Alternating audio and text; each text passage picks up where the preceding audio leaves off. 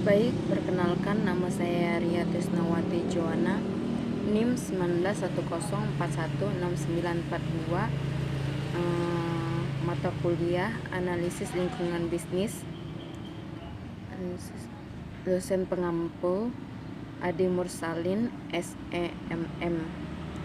Di sini disuruh untuk menjelaskan tentang non-market strategi. Baik, non-market strategi itu strategi bukan pasar. David Byron 2003 dalam bukunya Business dan Its Environment mengajak kita untuk merambah lingkungan eksternal yang disebut non-market. Selain aspek market yang menjadi concern dunia bisnis, selama ini lingkungan market adalah wilayah kerja untuk perusahaan, mencangkup interaksi antara perusahaan, supplier, dan customer yang diatur melalui pasar atau melalui kesempatan-kesempatan, misalnya kontrak. Non-market adalah aspek sosial, politik, dan berbagai peraturan pemerintah yang memberikan tekanan terhadap strategi perusahaan. Oleh karena isu yang disandang non-market begitu luas, maka perusahaan perlu menjadikan sebagai bagian eksternal dari komporat strategi. Berbagai isu seperti perlindungan lingkungan, kesehatan, keselamatan kerja, kebijakan teknologi, politik legislasi, regulasi dan anti monopoli, HAM, tekanan aktivis NGO, hubungan pemangku kepentingan, CSR, dan etika memerlukan pengetahuan, pemahaman, dan keterampilan untuk mengelolanya.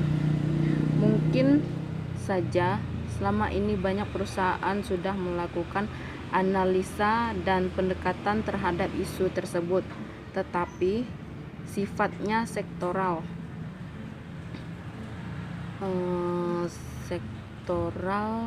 fragmen, dan sporadis, sehingga hasilnya tidak efektif. Ada BUMN yang setiap tahun kelabakan menghadapi sekelompok masyarakat yang mengklaim tanah perusahaan sebagai hak ulayat, tanah milik spek publik. Ada pula yang dijadikan agenda kunker akhir tahun oleh legislatif atau Pemda mengganggu dengan tagihan retribusi, padahal fasilitasnya dibangun perusahaan.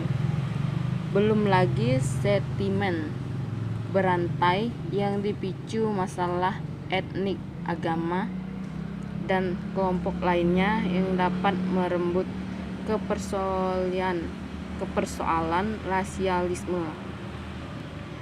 Sudah saatnya perusahaan sebagai entitas bisnis tidak hanya memikirkan aspek market saja.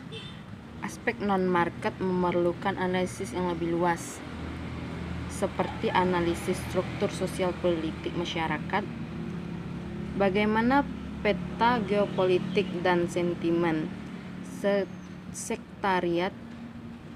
sektarian dapat berkait core bisnis perusahaan, bagaimana peran aktor jaringan dan struktur aktivis pressure dari kalangan NGO yang dekat dengan isu lingkungan, tenaga kerja, HAM, dan demokrasi yang berdampak pada domestik maupun internasional bisnis. Bagaimana peran dan tekanan eksklusif dan legislatif dalam berbagai kebijakan legislasi publik dan politik terhadap misi perusahaan. Sekian dari saya.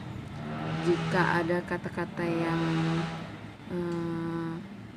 tidak berkenan atau tidak nyambung, saya mohon maaf. Sekian dan terima kasih.